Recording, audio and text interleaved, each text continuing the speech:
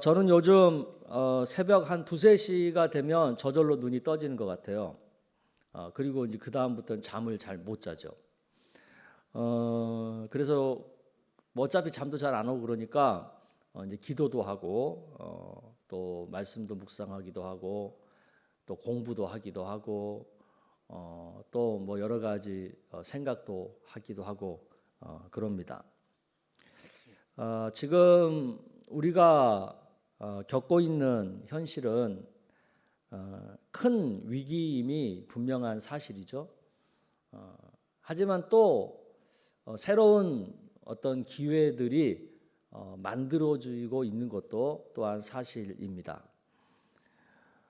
왜냐하면 세상이 이렇게 크게 변화를 겪고 있고 그 변화의 소용돌이가 굉장히 넓고 깊기 때문이죠. 코로나 이전에도 이런 변화는 있었어요. 그러나 좀 천천히 진행되던 것이 이 코로나로 인해서 굉장히 매우 급속하게 그 변화가 몰아닥친 거죠. 이런 변화들은 정치, 경제, 사회 모든 분야에 지금 미치고 있어요. 이렇게 세상이 크게 변화되는 과정에서 꼭 일어나는 현상들이 있죠. 그것은 쇠퇴하는 현상과 또 더불어서 또 발전하는 현상입니다. 이 변화를 잘 따라가지 못하면 쇠퇴하는 쪽으로 가는 거예요. 반면에 또 이 변화를 잘 따라가고 잘 적응해 가고 그러면 발전하는 쪽으로 가게 되는 거죠.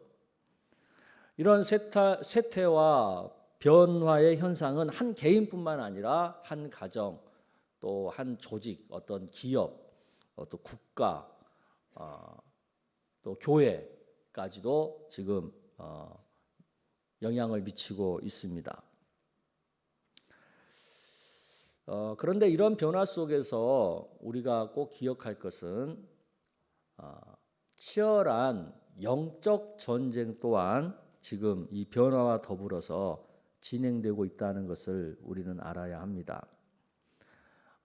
디지털 기술 자체는 선도 아니고 악도 아니에요. 하지만 그 기술을 어떻게 사용하느냐에 따라서 사탄의 도구가 되기도 하고 하나님 나라의 도구가 되기도 합니다. 미래의 디지털 세상 속에서도 우리가 계속해서 하나님 나라를 세워가려면 어떻게 할 것인가? 이 생각을 우리가 해야 되죠. 그것을 위해서는 우리 믿는 그리스도인들이 새로운 디지털 기술들을 하나님의 도구로 적극 사용하고 활용할 수 있어야 합니다. 또 디지털 세상 속에서도 하나님의 통치가 이루어지도록 우리들은 하나님 말씀 중심으로 이 세상을 적극적으로, 이 변화된 세상을 적극적으로 살아내야 합니다. 하지만 우리가 이렇게 사는 것 결코 쉽지 않습니다. 어떤 새로운 사회 현상에 대한 문제의식과 또 그 상황 속에서도 하나님 나라를 살아야 된다는 소명의식을 가지고 깊이 고민하고 치열하게 씨름하는 과정을 갖지 않으면 이런 삶을 결코 살기가 힘들죠. 오히려 그냥 세상의 급속한 흐름에 휩쓸려서 하나님의 자녀로서 하나님 나라의 백성으로서 살아내기가 정말 어렵죠. 우리가 이렇게 세상에 휩쓸리지 않으려면 어떻게 해야 되겠어요? 좋은 모델이 뭘까요? 오늘 본문에 나오는 하박국 선지자가 우리에게 좋은 모델이 됩니다. 지금 하박국 선지자가 처한 상황은 어떻죠? 16절 말씀을 여러분 한번 보시기를 바랍니다. 시작. 내가 들었으므로 내 창자가 흔들렸고 그 목소리로 말미암아 내 입술이 떨렸도다. 우리가 우리를 치러 올라오는 환난 날을 내가 기다림으로 썩이는 것이 내 뼈에 들어왔으며 내 몸은 내 처소에서 떨리는도다. 지금 하박국 선지자가 사는 그 유대 국가의 운명이 얼마나 위태롭고 무서우면 창자가 흔들리고 입술이 떨리고 뼈가 썩어 들어가는 아픔을 느낀다고 하겠어요. 굉장히 지금 고통스러운 심각한 그런 상태라는 거죠. 또 17절을 여러분 보겠습니다. 시작. 비록 무화과 나무가 무성하지 못하며 포도나무에 열매가 없으며 감람나무에 소출이 없으며 밭에 먹을 것이 없으며 우리의 양이 없으며 외양간에 소가 없을지라도. 이 17절 한 절에만 없다는 표현이 무려 6번이나 나와요. 그 말은 뭐예요? 경제적으로 굉장히 심각한 상태 정도가 아니라 경제 공황 상태라는 거죠. 경제가 총체적으로 지금 무너져 가는 그런 상태라는 뜻이거든요. 그러니까 지금 정치적으로나 경제적으로나 사회적으로나 뭐 종교적으로나 외교적으로나 모든 부분에 있어서 지금 유다 국가의 상태가 굉장히 어려운 거죠. 왜 이렇게 어렵게 되었어요? 정치적으로는 여호야김이라는 왕이 굉장히 악한 왕인 거예요. 그래가지고 나라를 굉장히 사악하게 다스리는 거죠. 그 종교적으로는 또 당시에 거짓 선지자가 만연해 있는 거예요. 그래가지고 잘못 가리키는 거죠. 영적으로. 그리고 국제 정세적으로는 어때요? 그동안 유다 국가가 의지해왔던 정통 강국이었던 패권을 갖고 있었던 애굽이라고 하는 나라가 새롭게 떠오르는 신흥 바벨론 국가 전쟁을 했는데 바벨론한테 져버린 거예요. 그러니까 패권이 바뀐 거죠. 패권 국가가 바뀐 거예요.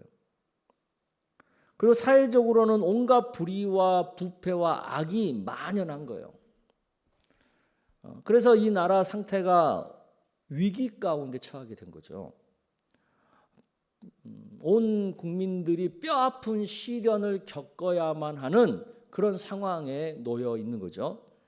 그리고 앞으로 또 어떻게 될지 모르는 그런 불확실한 상황 속에 빠져 있는 거죠. 이런 상황 속에 어떻게 살아야 되겠어요? 우리 각자 어떻게 살아야 되지? 이런 고민을 하지 않겠어요? 하박국 선지자는 이런 상황 속에서 우리들에게 어떻게 우리 믿는 자들은 살아야 되는지 그것을 보여주는 거죠. 하박국 선지자가 어떻게 합니까? 문제의식을 느끼죠.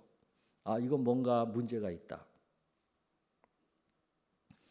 이런 어려운 상황 속에서도 그러면 나는 믿는 자로서 어떻게 하나님 뜻대로 살아야 되지? 하는 그런 소명의식을 또한 느끼는 거죠. 그러면서 하나님 앞에 영적으로 씨름을 하는 거예요. 바로 우리가 이것을 배워야 됩니다. 하박국처럼. 하나님께 이 상황에 어떻게 우리가 살아야 됩니까? 지금 이 나라가 이러이러한 문제들이 있는데 이 문제들 앞에서 우리 믿는 자들이 어떻게 믿음을 지키고 살아야 됩니까? 하나님께 묻고 또 하나님의 답을 듣고 또 묻고 답을 듣고 하는 그런 과정 속에서 하박국은 깨달아가는 거예요. 한 번에 깨달은 게 아니라 그런 묻고 답을 듣고 하는 일련의 과정 속에서 점점 깨달아가는 거예요. 그래서 결국 무엇을 깨달았다는 거예요? 하박국서 2장 4절의 말씀이죠. 시작. 보라, 그의 마음은 교만하며 그 속에서 정직하지 못하나 의인은 그의 믿음으로 말미암아 살리라. 그가 깨달은 건 뭐예요? 이런 상황일지라도 하나님을 믿는 의인은, 하나님을 믿는 하나님의 자녀는, 하나님 나라의 백성은 믿음으로 살아야 된다는 거예요. 끝까지 믿음을 지키는 것이 가장 우선적이고 중요하다는 거죠. 그러면 어떻게 하는 것이 믿음을 지키는 거냐? 믿음으로 산다는 게 구체적으로 뭐냐? 라는 게 있잖아요. 그것에 대해서 하박국 선지자는 두 가지를 얘기해요. 그 첫째가 아무리 상황이 악하다 할지라도 자신은 그 안에서도 하나님 나라를 기어이 살겠다는 거죠. 하박국 3장 18절이 그 얘기예요. 나는 여호와로 말미암아 즐거워하며 나의 구원의 하나님으로 말미암아 기뻐하리로다. 비록 내가 처한 현실은 뼈아픈 시련이 있고 경제적인 공황 상태이고 악인이 판을 치는 그런 세상일지라도 나는 그 세상 속에서 하나님으로 말미암아 기뻐하고 하나님으로 말미암아 즐거워함으로 인하여 그 세상이 그래도 하나님 나라가 되게 하는 삶을 살겠다 하는 결단이죠. 둘째는 뭡니까? 나는 하나님을 의지함으로 기어이 승리하는 삶을 살겠다는 거죠. 하박국 3장 19절 말씀을 여러분 읽어보겠습니다. 시작. 주 여호와는 나의 힘이시라. 나의 발을 사슴과 같게 하사 나를 나의 높은 곳으로 다니게 하시리로다. 창자가 흔들리고 입술이 떨리고 뼈가 썩고 몸이 떨리는 상황이지만, 비록 내가 처한 상황이 그렇지만 나는 그 안에서 그런 상황에 휩쓸리지 않고 하나님을 나의 힘으로 삼아서 결국은 이 상황을 믿음으로 이겨내겠다, 승리자가 되겠다 하는 결단이죠. 이런 상황 때문에 내가 영적으로나 육적으로나 실패자, 루저가 되는 것이 아니라 하나님을 나의 힘으로 삼고 기어이 이기는 승리자가 되겠다, 그 결단을 하는 거죠. 하박국이 이런 고백, 이런 결단을 할 수 있게 하는 그 원동력이 어디에서 나오겠어요? 그것은 하박국 선지자가 가지고 있는 예배 신앙이죠. 오늘 하박국서 마지막을 어떻게 끝냅니까? 19절 하반절에 보면 이 노래는 주의하는 사람을 위하여 내 수금에 맞춘 것이니라 그래요. 이 얘기는 무슨 얘기냐면, 이 하박국서 이것은 자기가 성전에서 예배하면서 찬송했던 노래라는 거예요. 이건 무슨 얘기냐면, 하박국이 지금 그런 어려운 상황을 겪으면서도 계속 성전에 나와서 하나님을 예배했다는 거예요. 예배의 자리를 떠나지 않고 예배의 신앙을 잃지 않고 계속 예배하는 가운데 이런 것을 깨닫게 되고 이런 믿음의 결단을 하게 되었다는 뜻이죠. 우리가 이런 상황이 어려워지면 우리가 평소 소중하다고 생각하는 것들을 잃지 않으려고 우리 얼마나 노력해요. 그죠? 막 움켜쥐고 막 단속하고 막 그러잖아요. 그렇게 하면서 정작 하나님을 예배하는 것을 잃어버리면 결국 어떻게 되는 줄 아세요? 그 막 안 잃어버리려고, 안 뺏기려고 움켜줬던 것들을요, 결과적으로는 다 잃어버려요. 다 뺏겨버려요.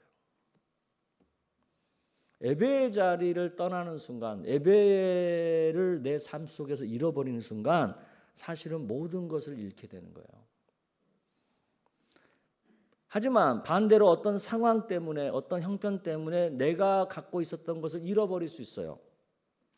그래도 그럴지라도 결코 예배를 잃어버리지 않잖아요.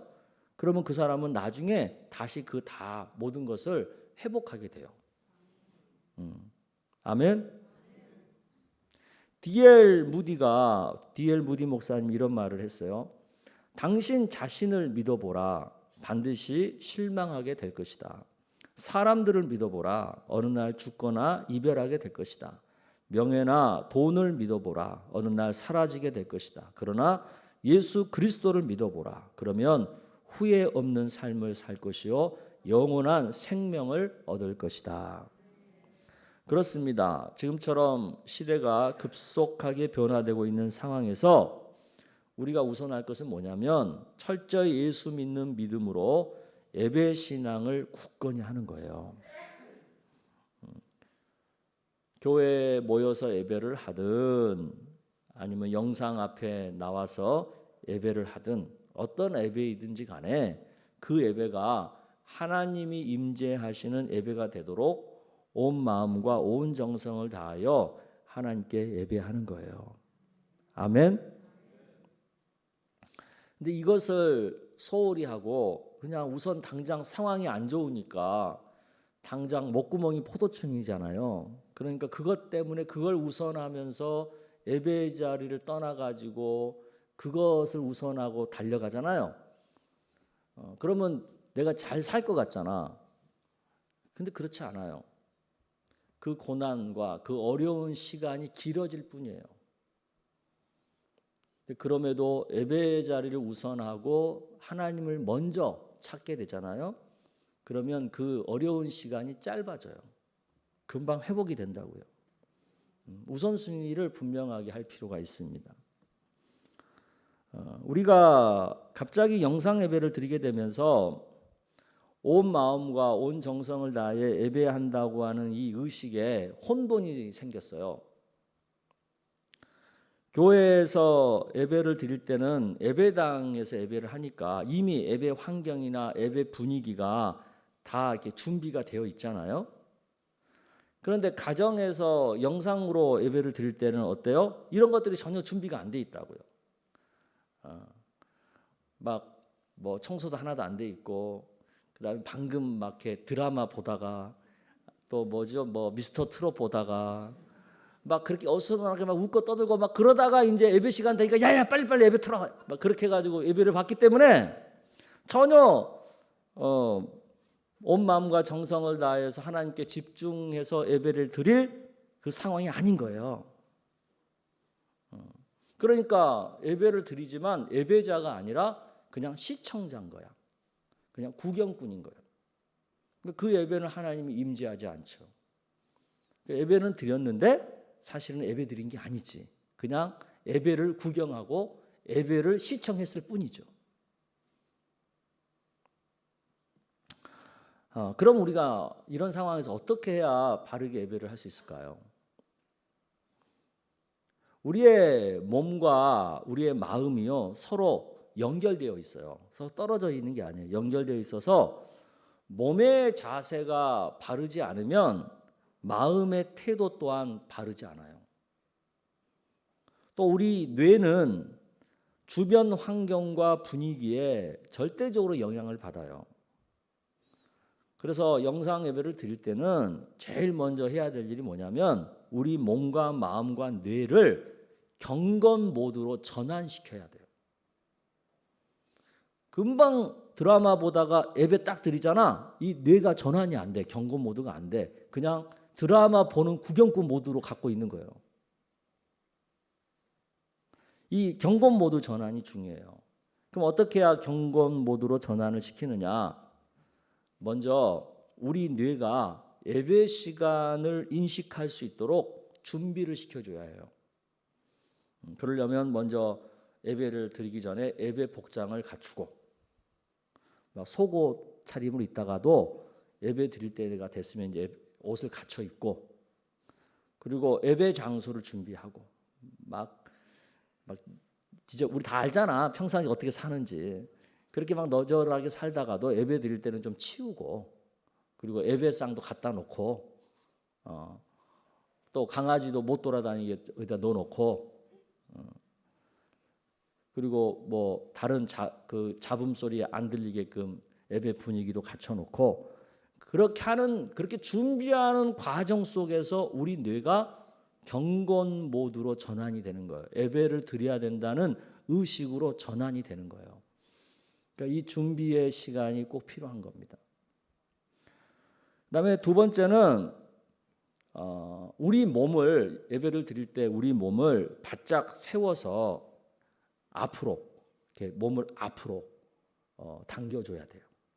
지금 예배 여러분 드리고 있잖아요. 드릴 때 여러분이 몸을 바짝 세워서 목사님 말씀을 하나로 들으려고 앞으로 몸을 당기면서 당겨 있는 상태에서 예배를 드리는 분하고 뒤로 딱 기대 갖고 그래 오늘 목사님 무슨 얘기 하나 보자 들어보자 하는 마음을 이렇게 하는 거하고 이 예배를 통해서 하나님의 마음을 느끼는 게 달라요. 공부하는 학생도 마찬가지예요. 학교에서 공부할 때 수업 시간에 긴장해가지고 몸을 바짝 앞으로 당겨가지고 책상 앞으로 당겨가지고 이렇게 집중해서 공부하는 학생하고 의자에 기대고 이렇게 공부하는 학생하고 학업 성취도가 달라요.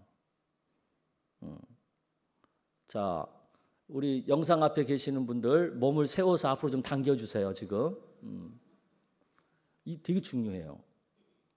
그래서 공부할 때도 책을 볼 때도 이렇게 보는 것보다는 이렇게 앞으로 당겨서 하는 게 훨씬 집중이 잘 되고 빨리 이렇게 이해가 되는 거예요.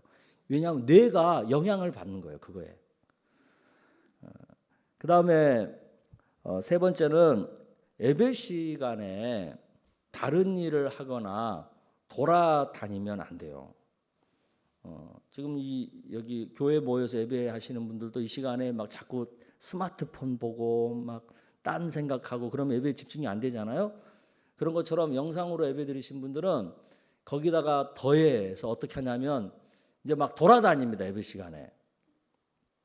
갑자기 목이 마른 것 같으면 주방에 가서 물도 떠다 먹기도 하고 또 강아지가 찡찡거리면 가서 또 강아지도 챙기기도 하고 막 그런 식으로 돌아다녀 예배를 드릴 때 그러면 안 된다는 거야. 우리 교회 모일 때는 그래도 안 돌아다니잖아요. 남의 이목이 있어서. 그런데 집에서 예배 드릴 때 남의 이목도 없고 그러니까 막 돌아다녀요. 근데 그것은 예배가 아닌 거예요. 사람은 안 볼 수 있지만 누구는 보세요? 하나님은 보시거든. 그러니까 예배 시간은 처음부터 끝날 때까지 돌아다니지 말고 한 자리에 잘 앉아서 예배를 드리셔야 되는 거예요. 아멘. 그리고 예배를 드릴 때 예배 순서에 잘 화답하고 반응을 하면서 예배를 드리셔야 됩니다. 찬송할 때는 소리 내서 찬송을 하고 물론 요새 이제 마스크 쓰고 계시니까 찬송하는 거 힘드시죠? 그죠? 충분히 저도 이해합니다. 그래서 되시면 찬송을 좀 짧게 하려고 노력하고 있어요. 그래도 아무도 소리를 내서 찬송을 해야 돼요. 그리고 기도할 때도 같이 눈 감고 기도해야 되는데 지금 영상 예배 드리신 분들은 기도할 때 다 눈 뜨고 있습니다. 제가 안 봐도 알아요. 이렇게 눈 뜨고 있다니까. 그리고 성경 읽을 때도 안 읽고 성경 읽을 때 읽으셔야지 소리 내서 읽고 설교할 때도 영상이지만 아멘 하답하고 그리고 실시간 채팅으로도 이렇게 아멘 하고 하든가. 근데 저도 실시간 채팅을 해보니까 이 채팅하는데 신경 쓰느라고 예배가 집중이 안 되더라고. 또 헌금 시간에는 교회에서는 이렇게 헌금을 하잖아요. 근데 이제 집에 있다 보니까 아니 뭐 나중에 교회 가서 헌금하지 아니면 뭐 나중에 예배 끝나고 헌금하지 이런 식으로 이제 연기를 하거든. 그러면 안 돼요. 헌금 시간에 헌금을 해야 돼. 온라인으로 하실 분들 그 자리에서 온라인으로 헌금을 하시고 온라인 안 되신 분들은 일단 거기다가 헌금 봉투를 준비해서 거기다 헌금을 얹어 놓고 헌금을 내는 그런 반응을 하셔야 돼요. 나중에 교회에다가 갖다 내더라도. 아멘. 이렇게 예배 각 순서에 합당한 믿음의 반응을 하면서 적극적으로 예배를 드려야 된다라는 것을 말씀드립니다. 근데 정말 중요한 것은 다섯 번째예요. 우리 부모님들은 자녀 앞에서 예배의 모범을 보여줘야 돼요. 자녀들이 부모의 예배하는 모습을 그대로 따라하거든요. 근데 영상 예배 드릴 때 우리 부모님 보니까 완전히 속옷 차림 그대로 그다음에 소파에 기대가지고 또 예배 시간에 왔다 갔다 돌아다니면서 예배를 드린단 말이야? 그럼 그걸 본 자녀들은 어떻게 하겠어요? 똑같이 해요. 그러면 걔네들은 예배를 그렇게 드리는 사람이 돼버리는 거예요. 그래서 아이들이 그런 예배자가 되지 않도록 하려면 부모님들이 좋은 예배의 모범을 자녀들에게 보여주셔야 되는 거예요. 아멘.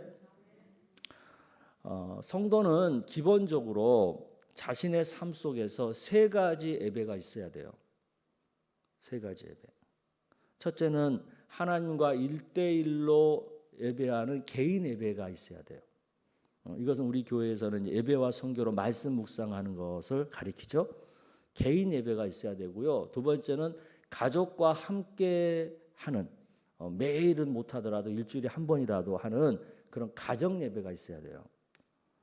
그리고 세 번째는 성도들이 교회 공동체가 함께 모여서 예배하는 교회 공동체 예배가 있어야 되죠. 이렇게 대그룹이 예배하는 예배와 소그룹이 예배하는 가정교회 예배 이게 다 있어야 되는 거예요.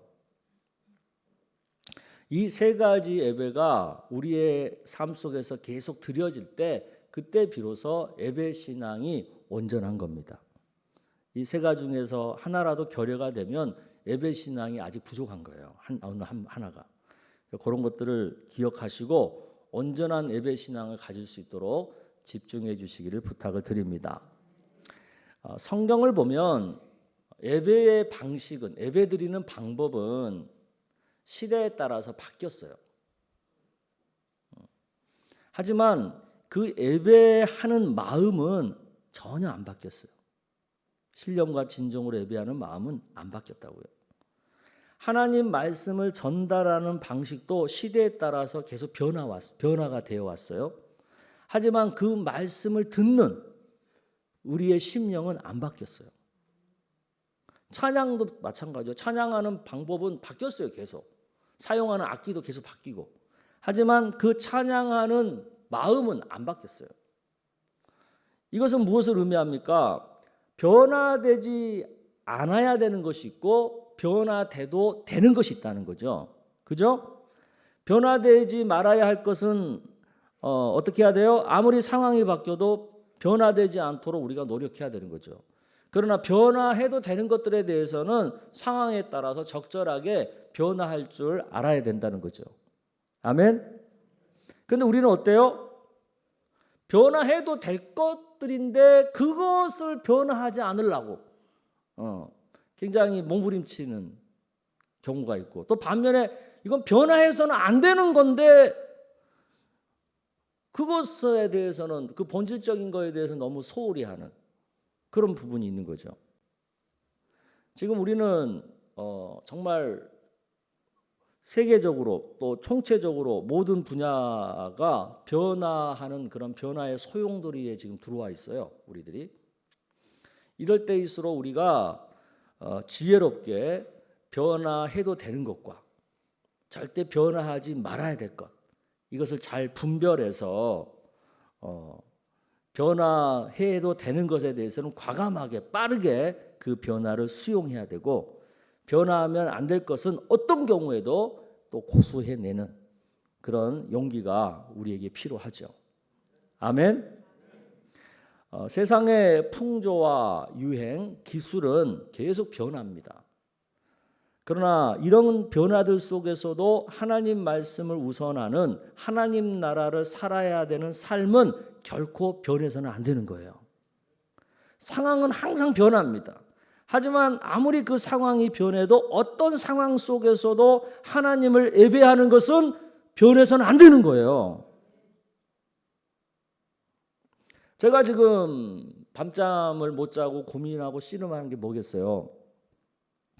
새롭게 다가오는 이 디지털 세상 속에서 우리 성도들이 어떻게 하나님 나라를 잘 살게 할 것인가?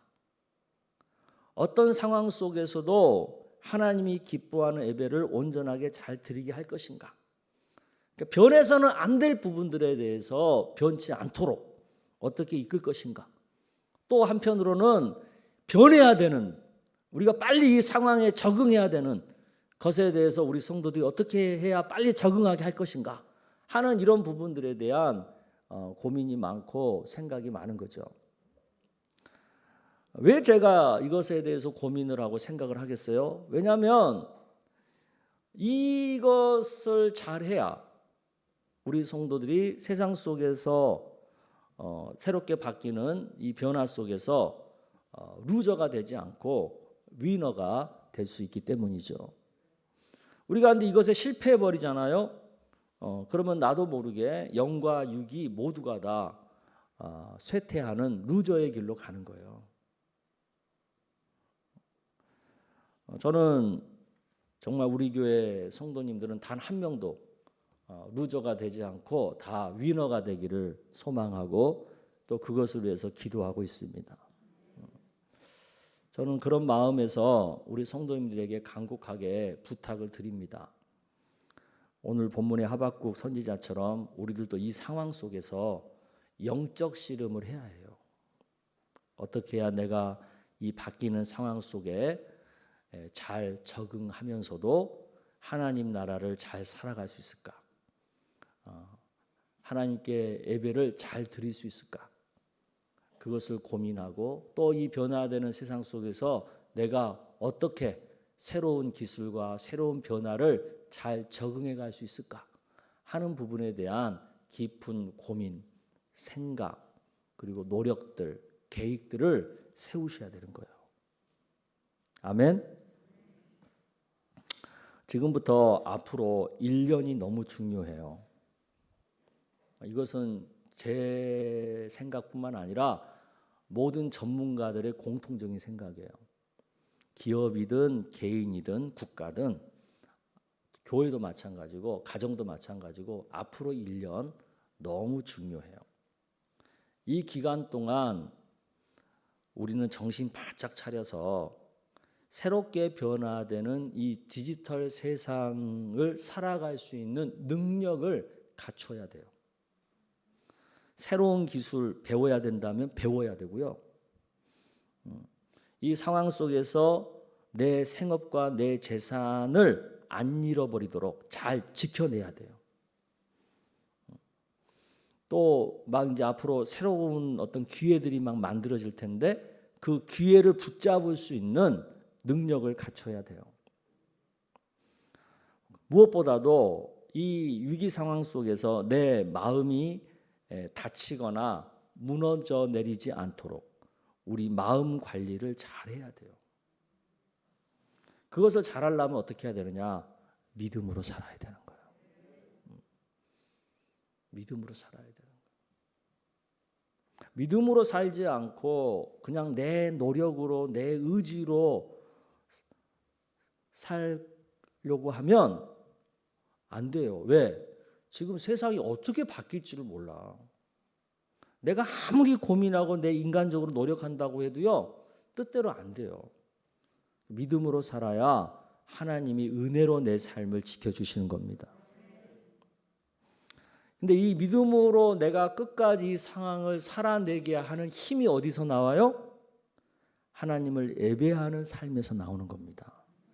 매일 말씀 묵상하는 개인 예배, 가족이 함께 모여서 예배하는 가정 예배, 그리고 교회 공동체가 함께 모여서 하는 이 교회 공동체 예배에 함께하는 가운데 이 험한 세상을 이겨낼 힘을 우리가 공급받게 되는 겁니다.